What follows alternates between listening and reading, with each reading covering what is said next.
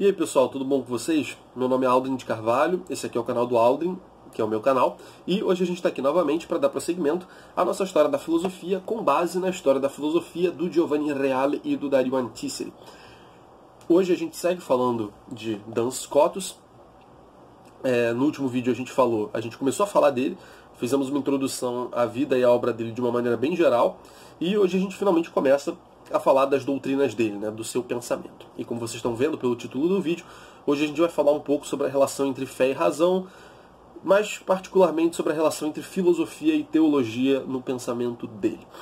Tá? Mas antes da gente entrar no conteúdo propriamente dito do vídeo, eu gostaria de lembrá-los de que vocês podem apoiar o canal financeiramente de algumas formas. E quais são essas formas? Primeiro, vocês podem comprar os livros pelos links na descrição na Amazon que tem aí embaixo. Sempre os livros mencionados vão estar aí, os livros que estão sendo resenhados, que estão sendo utilizados de base para gravar. Sai o mesmo preço para você do que se você comprasse na Amazon normalmente, mas eu ganho uma comissão em cima disso. Então é muito legal, você vai acabar me ajudando. Para você não mudar nada, eu saio feliz, todo mundo sai ganhando. Além disso, você pode fazer uma doação pontual pelo Pix ou pelo botão Valeu, que tem aí embaixo, ou pelo Super Chat, né, eventualmente se estiver rolando alguma live por aqui. Mas a maneira mais interessante de você me ajudar financeiramente é através do Apoia-se. O Apoia-se, para quem não sabe, é uma plataforma de apoio mensal, na qual você escolhe um valor, que no meu caso será a partir de R$2, né, pelo menos R$2, para me dar mensalmente. E aí, por mais que você escolha dar pouco dinheiro, que sejam R$2 mesmo, né, que seja R$2 mesmo. Se você me der R$2 por mês, pelo menos eu tenho a segurança de que no mês seguinte eu vou receber R$2. Por mais que aparentemente seja pouca coisa. Então, isso já me ajuda pra caramba. Então, se você puder me ajudar aí com pelo menos R$2 por mês, vai ser bem legal. E aí você vai passar a fazer parte, vai passar a integrar o grupo dos apoiadores do canal do Aldrin, que hoje em dia é composto por 4 pessoas muito especiais. A gente tem o Pedro Barbosa, o Cássio, a Andressa e o Luiz, que foram 4 guerreiros aí que permaneceram ao longo do ano de 2022, que foi um ano de muita turbulência aqui no canal. Uma galera saiu, esses 4 continuaram, e a gente já está retomando com o ritmo dos vídeos já nos últimos meses. Então agradeço eles 4 que permaneceram aí durante esses tempos difíceis. Mas enfim, vamos logo pro vídeo. Bom, vamos ver aqui então o que o Reale tem para dizer pra gente a respeito da distinção entre filosofia e teologia no pensamento de Duns Scotus. Contra a absorção agostiniana da filosofia pela teologia e contra o concordismo tomista entre filosofia e teologia, Scotus propõe a clara distinção entre os dois campos. Então, vamos lá. No último vídeo, eu mencionei que o Scotus está surgindo num contexto em que existe uma treta absurda entre tomistas, avicenianos e, tomistas, averroístas e agostinianos. E aqui percebam como Reale já evoca 2 desses grupos. De um lado a gente tem os tomistas, defendendo que a filosofia e a teologia devem concordar. Quer dizer, há diferenças entre as duas, como a gente já disse no vídeo de Santo Tomás, e de fato há essas diferenças, mas no fim das contas elas têm de estar concordes, elas têm de levar ao mesmo lugar. Ainda que digam coisas diferentes às vezes, tem de ser coisas diferentes que não se contradigam, que possam coexistir na realidade. E por outro lado a gente tem os agostinianos, como ele mesmo diz aqui, que propõe uma absorção da filosofia na teologia, como ele diz aqui. A gente já explicou também no vídeo de Santo Agostinho como isso tende a funcionar. Mas aí, obviamente, colocando a teologia com uma prioridade, como uma grande prioridade, como um primado, com a primazia, melhor dizendo, essa palavra que eu estava procurando, como tendo uma primazia diante da filosofia. De modo que pode tutelá-la, e enfim, como ele diz aqui, chega ao ponto de absorvê-la. Já a posição tomista soa um pouco mais moderada, porque, enfim, diz que as duas coisas têm de concordar. Então, num primeiro momento, parece que a teologia, na visão tomista, não fica tão acima da filosofia assim, quando a gente vai colocar essa relação em jogo, quando a gente vai fazer essa análise. Mas, enfim, existem essas 2 posições na época de Duns Scotus, e ele vai querer se contrapor às duas. Tanto ao concordismo, que ele diz aqui, que é como ele chama o tomismo, e por outro lado, essa absorção que o agostinianismo faz da filosofia na teologia. E ele começa a traçar essas distinções, mas aqui ele está dando uma visão geral ainda para a gente. A filosofia tem uma metodologia e um objeto não assimiláveis à metodologia e ao objeto da teologia. e vice-versa. A gente vai ver que isso vale tanto para um lado quanto para o outro, né? É uma metodologia e um objeto não assimiláveis uma à outra. Ou seja, né, já está deixando aqui bem claro que a grande diferença que vai ter entre uma coisa e outra vão ser ao menos duas, né, ou ao menos de dois tipos. Diferenças de objeto, né, do que a teologia fala e do que a filosofia fala, serão coisas diferentes, e questões de metodologia, né, uma diferença metodológica. Né, quer dizer, como a teologia investiga esse objeto, que é o objeto de estudo dela, e como a filosofia investiga o seu objeto de estudo, por sua vez, né? Isso também vai ser diferente, né? Então, tanto os meios como os fins serão distintos, a gente poderia colocar assim, né? Tanto o objeto sobre o qual essas ciências estão se debruçando são outros, né? São objetos distintos, de fato, como também o modo pelo qual cada uma dessas ciências procede diante desses objetos distintos que elas se propõem a examinar. As disputas se multiplicavam e as condenações que frequentemente se seguiam a elas, na opinião de Scotto, tinham origem comum, a não delimitação rigorosa dos âmbitos de pesquisa. Daí para Scotto a importância de precisar as respectivas esferas de ação e as orientações específicas da filosofia e da teologia. Né? Então, nessa época, como ele diz aqui, é bom a gente lembrar, multiplicavam-se as condenações. Né? Então, muitas teses estavam sendo condenadas, a igreja, né, estava condenando muitas teses filosóficas, né, teses que assim, são mais propriamente filosóficas do que teológicas, e que, enfim, obviamente têm implicações, têm relações com questões da fé, mas, no fim das contas, são questões filosóficas que deveriam ser discutidas pela filosofia. E diante dessa situação, né, diante desse cenário que está montado aí no século XIII, o Duns Scotus vira e diz, olha, isso só está acontecendo, né, só está rolando essas condenações e também as discussões, né, que vêm com elas, toda essa treta, essa discórdia danada, porque os âmbitos da filosofia e da teologia não estão delimitados. Né? Isso que ele vai fazer agora, né, que ele vai tentar fazer agora, é algo que não estava feito, não estava sendo feito. As pessoas não estavam se preocupando o suficiente em distinguir essas duas coisas, e aí a igreja começou a adaptar sobre quais teses filosóficas eram válidas, quais não eram. E, enfim, os filósofos começaram a racionalizar demais e a tentar, pegar o objeto da teologia e analisar com os instrumentos da filosofia. Né? Então é claro que isso começou a dar errado para os Scotus. E a única forma de resolver isso é justamente fazendo essa distinção que ele vai começar a fazer agora. Ele vai passar aqui o próximo parágrafo inteiro fazendo uma série de oposições.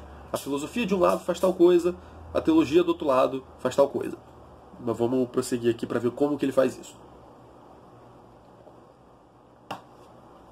A filosofia ocupa-se do ente enquanto tal, e de tudo o que a ele é redutível ou dele é dedutível. Já a teologia, ao contrário, trata dos articula fidei, ou objetos da fé. Os artigos de fé, articula fidei. Então vamos lá, essa primeira distinção que ele faz já entra naquela questão que eu mencionei antes da distinção de objeto. Né? A filosofia se debruça sobre X, a teologia sobre Y. E o que são X e Y aqui? No caso, a filosofia se ocupa do ente enquanto tal, né? Do ser enquanto ser. A gente vai desenvolver essa questão de ser, como que o Scotus entende a questão do ente e tal, no próximo vídeo. O próximo vídeo vai ser justamente introduzindo isso. Mas, enfim, percebam que é um tema bastante tradicional da filosofia. Né? Parece que ele não está dizendo nada de tão novo assim. Pelo menos ele está claramente se inserindo aí está usando um vocabulário que já estava presente. Né? Já a teologia, ao contrário, trata dos artigos de fé. Né? Então, veja, entre o ser enquanto ser e os objetos de fé, né, quer dizer, aquelas coisas que nos são dadas pela revelação, nas quais a gente tem de crer para se considerar cristão, são coisas muito diferentes. Né? De fato, torna aparentemente difícil, né? Pelo menos nesse momento fica aparentemente difícil de visualizar como que essas coisas poderiam se intercruzar. Né? Enfim, parece de fato se tratar de coisas bastante diferentes.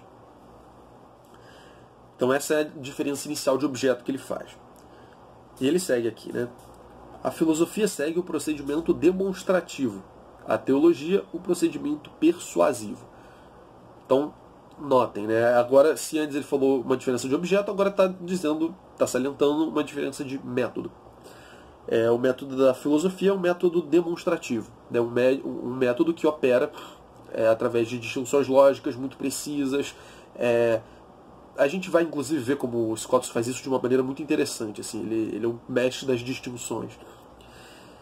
E, enfim, demonstrando, chegando a...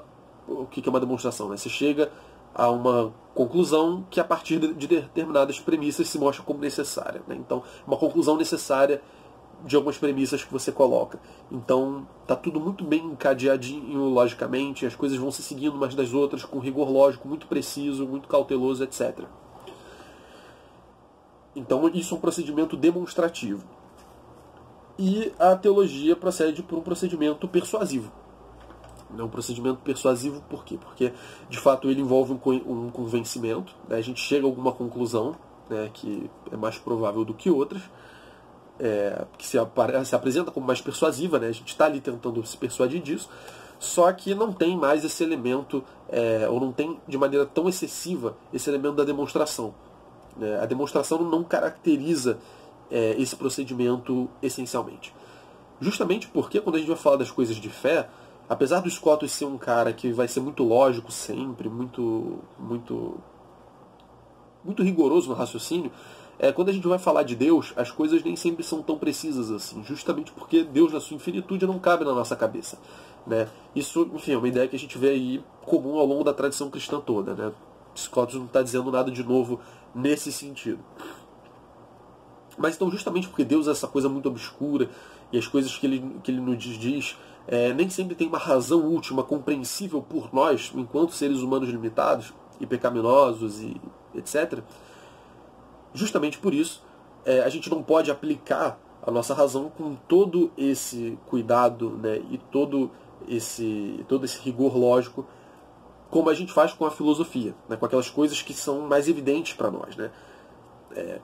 Enfim, que a filosofia vai estar lidando com a realidade, que é o que está aqui diante de nós, a gente pode conhecer e tal, pode investigar a respeito dela. Agora, Deus continua sendo um objeto bastante inacessível. A gente vai poder acessá-lo de alguma forma, como a gente vai ver nos próximos vídeos. Mas aí que tá, Deus, nos Scotus, ele não perde essa dimensão do mistério que é tão presente na tradição cristã. E por isso o procedimento demonstrativo ele não encaixa perfeitamente bem para falar de Deus. Né? Então ele prefere chamar esse procedimento de um procedimento persuasivo. Quer dizer, honestamente, esse termo procedimento persuasivo, não sei se é os Scotus que escolhe, mas, enfim, é o que está aqui no Reale, é o que o Reale escolheu para dizer isso pra gente. Então, falamos de uma diferença de objeto, uma de método, e ele vai continuar dizendo aqui. Né? A filosofia se detém na lógica do natural, a teologia move-se na lógica do sobrenatural. A gente pode entender isso até como um desenvolvimento do que eu disse agora há pouco. Né? O natural ele tem certas características, o sobrenatural tem outras características, e, portanto, vai demandar um método diferente na investigação de cada um desses âmbitos. Né? Eu acho que todos aqui concordam que o sobrenatural não é algo que a gente acessa com tanta clareza e com tanta precisão, tanto rigor, quanto as coisas que estão diante de nós. Né? A própria lógica, né, que a gente estuda, né? Mas assim, o mundo material, os entes, as categorias, tipo, isso é muito mais palpável pra gente do que o sobrenatural, do que falar dos anjos, do que falar de Deus, e das coisas que Deus diz, e das coisas que Deus faz, dos milagres. Isso é muito mais obscuro. De fato, isso é muito mais obscuro. Então, assim, isso é como se isso tivesse uma lógica diferente. Acho que a gente pode entender por aí.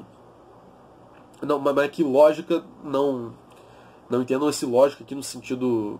Quando ele diz aqui, lógica do natural e lógica do sobrenatural, não pensem que são duas lógicas no sentido técnico de lógica. Não é disso que ele está falando. Mas são formas de funcionar, né? São naturezas distintas, são objetos distintos que, portanto, vão demandar métodos distintos e preocupações distintas, nesse sentido, lógicas distintas, no momento de analisá-los, de estudá-los. Ele segue.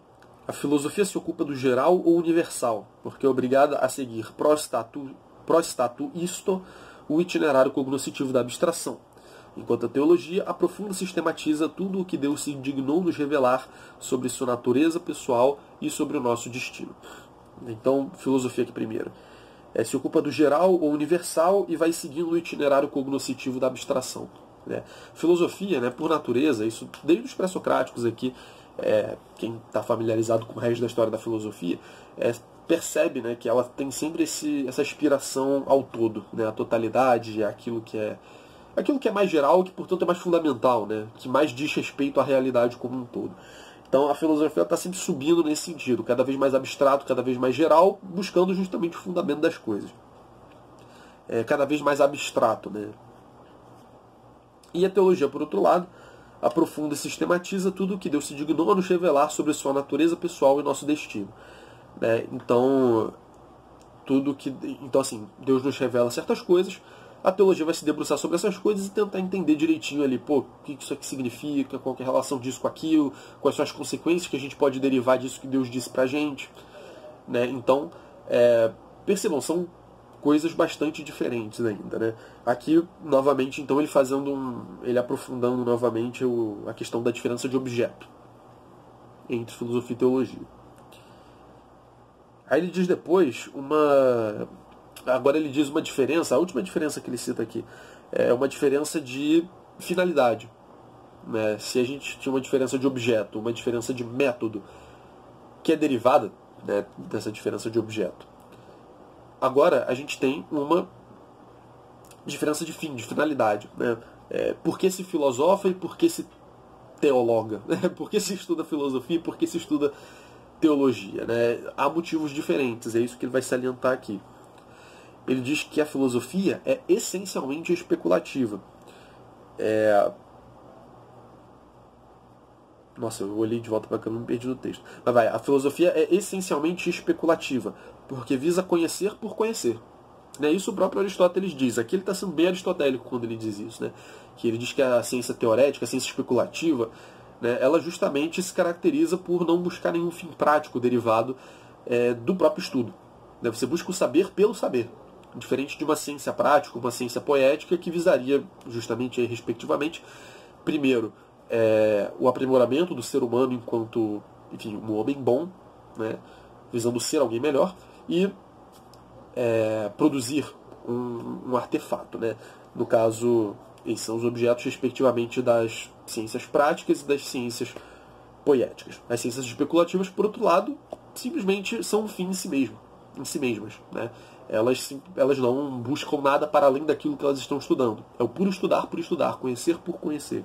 Conhecimento bastando-se a si próprio no âmbito da filosofia, justamente por ela ser especulativa.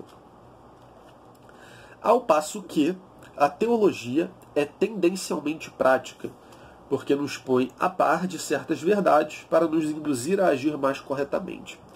Então, olha que legal.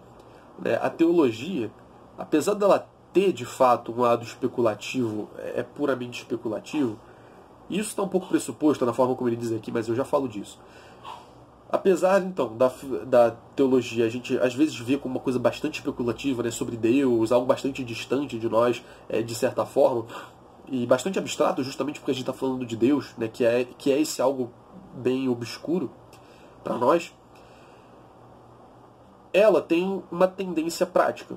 Né, ela tende a uma aplicação bastante clara, que é ajudar-nos no nosso caminho para o céu, né, ajudar-nos a nos salvarmos. Ajudar-nos na nossa salvação. Então, e aí é legal a forma como ele diz aqui, né? A filosofia essencialmente especulativa e a teologia tendencialmente prática. Então vejam bem, ele não está apagando o lado especulativo da teologia. Ele só está dizendo que ela tem uma tendência a uma praticidade, né? A pegar esses princípios que a gente descobre na teologia e aplicá-los. Né? Pegar essas consequências que derivam dos mandamentos, por exemplo, de outras coisas que Deus nos diz, e aplicá-los para que a gente viva melhor, né? Mais de acordo com a fé, mais corretamente, como ele diz aqui, e, enfim, para que sejamos santos.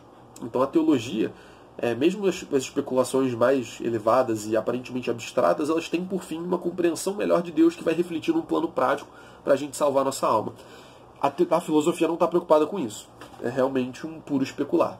A filosofia, nesse sentido, ela é mais pura, em termos da ciência considerada em si mesma. Né? Ela tem o fim em si própria e é isso. A teologia ela já visa uma aplicação ou ela tende, pelo menos, como ele diz aqui, a uma aplicação prática. Bem, essas foram as características gerais que ele usou para distinguir a filosofia de um lado e a teologia do outro. E aí agora ele faz alguns comentários mais gerais aqui, né? Tendo em vista tudo isso que ele fez, todas essas disjunções que ele fez, ele vai dizer: a filosofia não melhora se posta sob a tutela da teologia. Nem esta, a teologia, se torna mais rigorosa e persuasiva se utilizar os instrumentos e tender aos mesmos fins que a filosofia. Então, veja bem, né? Ele está pegando tudo isso que ele disse e aplicando na prática para fazer um juízo bastante geral acerca dessa diferença, né? Como são objetos diferentes, são métodos diferentes e como a gente acabou de ver, são fins diferentes, não faz sentido a gente colocar teologia para ficar fiscalizando a filosofia. Justamente porque uma fala de uma coisa e outra fala de outra. Né? Como que elas vão ficar se corrigindo? Né? Qual que é o sentido disso? É como, sei lá, você colocar um padeiro para fiscalizar uma fábrica de automóveis, sabe? Me veio isso em mente agora, acho que é uma boa forma de colocar. O padeiro, beleza, ele é muito bom ali na arte dele e tal, talvez seja o melhor padeiro do mundo. E os caras que estão fazendo os carros, que devem ser máquinas hoje em dia, mas vamos fingir que são caras. Vamos pegar lá Fordismo, linha de produção e tal, pensa nos caras ainda, sem as máquinas. Os caras também podem ser os melhores, os mais profissionais encaixadores de peças de carro. Mas o padeiro não vai ter nada o que opinar nesse âmbito. Não tem por que o padeiro ficar fiscalizando os montadores de carro. E também não tem como pegar o mecânico, né, o que está ali fazendo o carro, e levar para a padaria para ficar fiscalizando o pedreiro, ver se ele está fazendo o trabalho dele direito. Não, são trabalhos diferentes, cada um entende de uma coisa. Então é isso que ele está salientando aqui. Né? Ele está dizendo que a relação entre filosofia e teologia seria mais ou menos essa. Simplesmente não faz sentido fazer essa submissão. E a teologia também não se torna mais rigorosa e persuasiva se utilizar os instrumentos e entender aos mesmos fins que a filosofia. Então veja bem, a teologia, isso vai acabar falando para as duas, né? Mas ele diz aqui que a teologia não pode pegar os métodos da filosofia e os fins dela e achar que, enfim, vai conseguir se desenvolver melhor por causa disso. É a mesma coisa, novamente, que o mecânico chegar na padaria e entregar para o padeiro uma chave de fenda. Aqui, ó, para você melhorar a tua fabricação de pão aqui. Pega aqui essa chave de fenda. A chave de fenda não é um instrumento, né? Não é um método aplicável ao objeto de trabalho do padeiro, que é um pão. Aí você não vai fazer nada. Talvez você possa fazer uns desenhozinhos na massa, fazer uma estilizada, mas assim, isso não é o principal que o padeiro faz definitivamente. Ele não precisa de uma chave de fenda para fazer isso. O essencial do trabalho do padeiro não tem nada a ver com chaves de fenda. Da mesma forma, vai chegar o padeiro com um saco de farinha na fábrica do automóvel. Isso não faz sentido. Então, no fim das contas, percebam como ele está realmente radicalizando isso. Está colocando uma para um lado, outra para o outro, e fala, olha, cada um com cada um no seu quadrado, e é por aí mesmo. Né? Não ficar uma se metendo na outra, ou querendo pegar emprestado para se aprimorar. Não, são ciências distintas. E ele segue. A pretensão dos aristotélicos, avicenistas e averroístas de sufocar a teologia com a filosofia, a tentativa dos agostinianos de sufocar a filosofia com a teologia e a orientação dos tomistas de buscar a qualquer custo a concordância entre razão e fé, entre teologia e filosofia, se explicam, segundo Escoto, pelo rigor insuficiente com que essas teses e perspectivas são propostas. Então, vê que ele traça, nesse momento, se no começo do vídeo, né, no começo do capítulo, o Reale salientou a questão dos agostinianos e dos tomistas, aqui ele traz todo o contexto filosófico da época para jogo e joga o juízo de Duns Scotus em cima desse contexto, né, do século XIII. Então ele fala que primeiro os avicenistas e averroístas, né, o pessoal influenciado muito pela filosofia islâmica e com o modo deles de lidar com a filosofia, que é uma sufocação da teologia pela filosofia. Né? Filosofia estando em cima da teologia, portanto, acho que espacialmente fica bom visualizar assim, né? Filosofia por cima, teologia por baixo, é uma coisa sufocando a outra. Enfim, tanto que ele chegava a negar várias coisas, né? Da doutrina islâmica e tal. Enfim, a gente tem vídeos sobre os averroístas, sobre o Averroes e sobre o o Avicena, e também sobre o averroísmo latino. São vídeos muito interessantes, deem uma olhada lá. Então, o pessoal árabe, o pessoal de influência árabe, pelo menos, coloca a filosofia por cima. Os agostinianos, por outro lado, colocam a teologia por cima e a filosofia por baixo. Seguindo ainda nisso que o Scoto está criticando, né? Enfim, aplicando o método de uma sobre outra, fazendo uma fiscalizar a outra, e enfim, a gente já viu que isso não dá certo. E por fim, a orientação dos tomistas, de buscar a qualquer custo a concordância, né? Dizer que, não, as duas coisas, no fim das contas, as duas ciências, né, estão no fim das contas dizendo a mesma coisa, e enfim, a gente vai corrigindo de modo a ajeitar, mas a realidade é uma só e elas estão, enfim, falando dessa mesma realidade, logo não podem discordar. O Scoto vai criticar isso também, pelo menos como um excesso disso, né? Buscar a qualquer custo a concordância entre razão e fé, né? Ele vai criticar justamente esse a qualquer custo, né? Ficar buscando como se, enfim, a gente precisasse fazer essa concordância. Mas não precisa, porque são campos diferentes. E isso tudo, então, no fim das contas, né, a posição averroísta avicenista, a posição agostiniana e a posição tomista, todas elas são justamente fruto do fato de que as pessoas que propõem essas teses não entendem que são campos diferentes. Então, com base em tudo isso que o Scoto disse até agora, aí sim a gente pode virar e dizer, olha, estão todos errados, o problema é anterior aí, né? O problema é anterior à resposta de como a gente relaciona a filosofia com teologia. Não, a gente não relaciona, são coisas diferentes. É isso que o Scoto está dizendo no fim das contas. E bem, galera, esse foi o vídeo, eu espero muito que vocês tenham gostado. Feliz Natal, primeiramente. Se eu fiz as contas certo, hoje é dia 23, no caso hoje é dia 16, mas o vídeo vai ser postado dia 23, provavelmente. E, enfim, Feliz Natal aí adiantado, espero que vocês passem aí com a família de vocês, que o menino Jesus abençoe o coração de todos e tudo mais.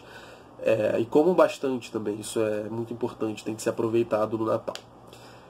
Mas enfim, galera, é isso. Eu espero ter ajudado a vocês aí no vídeo. Estamos voltando agora com esse pique para tentar finalizar aí, ainda no tempo de férias, esse volume 2, perdão, do Reale. E se tudo der certo, vai funcionar. Orem por mim aí, orem pelo projeto, que falta pouco, mas o pouco que falta é um pouco complicado, né? Scotus e Occam são autores difíceis, e dos quais a gente tem pouco material disponível, assim, tipo, acessível, até mesmo em inglês também, às vezes é muito caro e tal, então assim, o brasileiro sofre quando vai entrar nessa seara, e eu tô correndo atrás há uns meses aí de conseguir um material, de estudar bastante para poder trazer um conteúdo maneiro para vocês. Então, por isso eu enfatizo, inclusive, apoiem financeiramente o canal, porque essa brincadeira aqui custa mais caro do que parece, vocês podem ter certeza disso. Tem muito material por trás que vocês não veem. Mas enfim, obrigado aí por acompanharem até aqui. Até o próximo vídeo, onde a gente vai começar a falar da parte mais pesada mesmo da doutrina do Scotus, quando ele vai falar de univocidade, vai introduzir o conceito de ente, distinções dos modos do ente, enfim. Vai ser muito, muito legal. O Scotus é um grande autor e eu espero que vocês gostem de se familiarizar mais aí com o pensamento dele, tá bom? Valeu, gente, like, favorito, todas essas coisas que eu sempre peço, divulguem o vídeo para quem vocês acharem que possa se interessar. É isso, valeu!